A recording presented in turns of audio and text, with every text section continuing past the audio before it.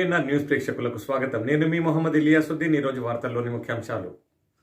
साखों ने नाराजी खाए, लेकिन 9 साल का जो रिकॉर्ड वो समझिए कि लास्ट 75 ईयर से ज्यादा डेंजर रिकॉर्ड, और हिंदुस्तान के पूरे मुल्क में आज तक कोई ऐसा वाकया नहीं हुआ, कोई वक्फ बोर्ड ऐसा नहीं है जो वक्फ बोर्ड तेलंगाना का है कि तेलंगाना के वक्फ बोर्ड के स्ट्रॉन्ग रूम पर हुकूमत का कब्जा है, उसका खुफल है।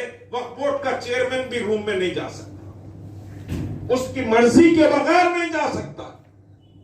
और ये हुकूमत, हम तो रहन रख देते हैं मसलों को, अरे वो सियासी आदमी उन्हें उठा लेंगे, हमको क्या मतलब है वक्फ का। वक्फ आपकी जायदादें हैं, इसको समझने की जरूरत है और कौम में समझिए कि इसका शौर पैदा करने की जरूरत है। मनीकुंडा जागीर 1 lakh crore, 1 lakh crore, you imagine it, 1 lakh crore की जायदाद। इस चीफ मिनिस्टर ने कहा कि ये वक्त की जायदाद है, मैं इसको वापस दिला दूंगा। उसके स्टेटमेंट है। खुद यहां मुकदमा चलते वक्त टीआरएस पार्टी रही है टीआरएस, और यहां मुसलमान लोअर कोर्ट में जीता, ट्रिब्यूनल में जीता, हाई कोर्ट में जीत गया। 1 लाख करोड़ की जायदाद, मनीकुंडा जागीर गच्चीबौली के पास, लैंडपो हिल्स जो ठहरा हुआ है। चीफ मिनिस्टर ने कहा यह वक्फ की जमीन है, और सुप्रीम कोर्ट में मैनिपुलेशन होता है। वक्फ के चेयरमैन को बुला के डरा दिया जाता है, और उसके बाद पूरी हुकूमत की लीगल टीम खड़े हो जाती है और वक्फ बोर्ड मुकदमा हार जाता है। जबकि हाई कोर्ट में जीते, लोअर कोर्ट में जीते, ट्रिब्यूनल में जीते वो मुकदमा, सुप्रीम कोर्ट में वक्फ बोर्ड हार जाता है। 1 लाख करोड़ की जायदाद, कोई बात है? 1,500 से ज्यादा एकड़ जमीन, मजाक है? कोई सवाल नहीं। अभी असेंबली के प्रोसेस, दरअसल हम क्या है, हम तो वाकई दलितों से निचली सतह पर हैं। उनका इतना मसला हो गया तो पूरा हाहाकार मच जाता। अभी चीफ मिनिस्टर ने असेंबली में कहा कि भाई जो बची हुई जमीन है मनीकुंडा जागीर की, जो बची हुई जमीन है वो मैं वक्फ बोर्ड को दे दूंगा।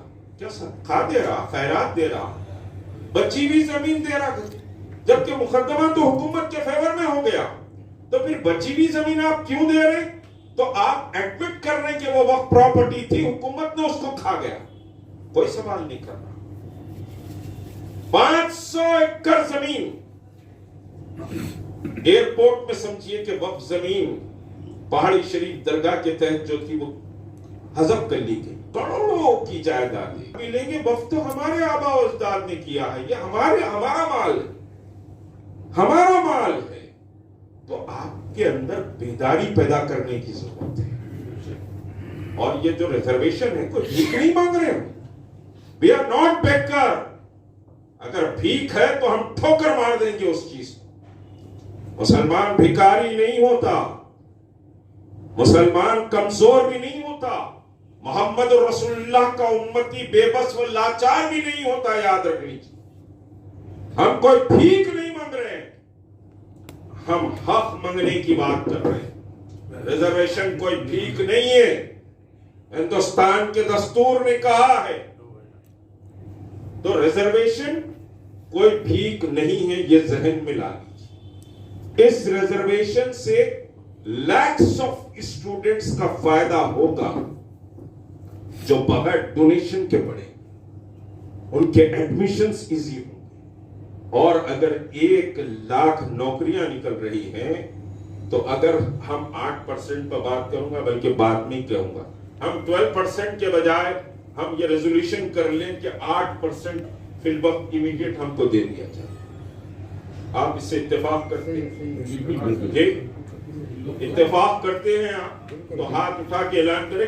करीमनगर से ये ऐलान चले जाए कि मुसलमान 12% ने 8% के लिए राजी, 8% हमको मिल जाए। तो 8% क्योंकि 12% उसको भी हजम नहीं हो रहा, बोलने को बोल दिया होगा, समझिए। तो 8% भी अगर देते तो 8 बहुत तो 8% भी अगर मिलता है, मैं आपके लिए कह रहा हूं, 1 लाख अगर नौकरियां हैं, 8,000 समझिए कि घरों में चूल्हा जल जाएगा। वो जनरल से एक भाई रिजर्वेशन की बात कर रहे हैं, 8,000 समझिए कि घरों, और 8 को अगर आप सिर्फ 3 से करें तो 24,000 लोगों को फायदा हो जाएगा, समझिए। तो रिजर्वेशन वो चीज है। अगर मेडिकल सीट इस वक्त 2,000 है स्टेट में, तो फिर 8% के हिसाब से आप 1,600 डॉक्टर आपके बगैर कंपटीशन के या बगैर समझिए के डोनेशन के चले जाएंगे। फिर जनरल में अलग आएंगे, जनरल में अलग आएंगे। तो रिजर्वेशन हक है आपका, आप टैक्स भी देते हैं, आप वोट भी देते हैं, अपने जमीन पर आप चल रहे हैं तो समझिए उसका भी टैक्स देते हैं, पानी का शीशा पी रहे हैं तो उसमें भी आप जीएसटी देते हैं। जितना रेड्डी, राव, वेल्मा, कम्मा, दलित, आदिवासी देता है उतना आप भी देते हैं। तो इस मुल्क की दौलत और रियासत की दौलत पर आपका भी उतना ही हक है जितना कि उनका है। पहले ये जहन में बिठाइए, कलम उनके हाथ में है तो फिर आपके हाथ में भी कलम हो। वो अगर समझिए के साथ रियासत की दौलत से अगर ठेके उनको मिल रहे हैं तो आपको भी मिले। कौन से कॉन्ट्रैक्टर रियासत में है बताइए, कहां है तरक्की? सिर्फ समझिए कि एक तबके को सारे कॉन्ट्रैक्ट दिए जाते, सारी चीजें दी जाती। उन तफसीलात में नहीं जाऊंगा कि 9 साल में कितनी नाइंसाफी होंगी। उर्दू एकेडमी के चेयरमैन को जाके कहिए कि बेटा तू अपना नाम जरा उर्दू में लिख ले। वो उर्दू में नहीं लिख सकता, इससे बड़ा मजाक और कुछ नहीं और नहीं है उर्दू वालों के साथ। इससे बड़ा मजाक कुछ और नहीं है कि एक ऐसा शख्स जिसको उर्दू में अपना नाम लिखने नहीं आता, उसको कहा गया कि ये उर्दू की तरक्की के लिए उर्दू एकेडमी का चेयरमैन। और बड़े बड़े बातें चीफ मिनिस्टर इंशाअल्लाह माशाअल्लाह बोलते, हम लग साबुन लगा के फिसल जाते, हम फिसलू खौम हो गए। मीठे नारों में बहने की जरूरत नहीं है, दुनिया तरक्की कर रही है, यह मुल्क तरक्की के जीने तय कर रहा है। मोदी रहने के बाद भी मुल्क तरक्की करेगा, लाख करप्शन आ जाए, क्योंकि इंटरनेशनली सिचुएशन ऐसी है। यह मुल्क दुनिया की बहुत बड़ी मार्केट है, उस मार्केट में आप भी 25 करोड़ आए। अगर एक टूथपेस्ट कंपनी टूथपेस्ट बेचती है तो 25 करोड़ मुसलमान भी वो टूथपेस्ट खरीदता है। एक समझिए कि खलम अगर कोई you are a part of this country, हर चीज में आपका हक होना चाहिए।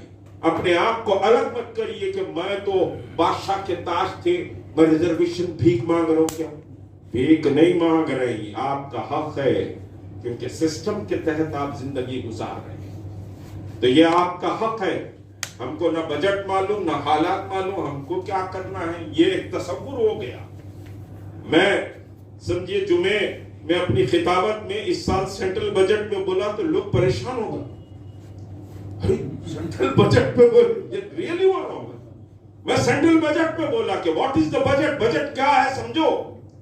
हमारे उलमा नहीं बताया, माफ करना, कि बजट क्या है। हमको क्या करना है भाई, हुकूमत से 5,000 आ रहे, बर्खास्त भी गया।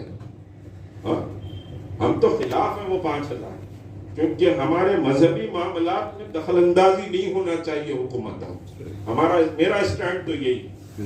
बहरहाल वो एक अलग सब्जेक्ट है। तो बजट क्या है, इस मुल्क की इकोनॉमी में आपका क्या। Don't forget to like, comment, share and subscribe to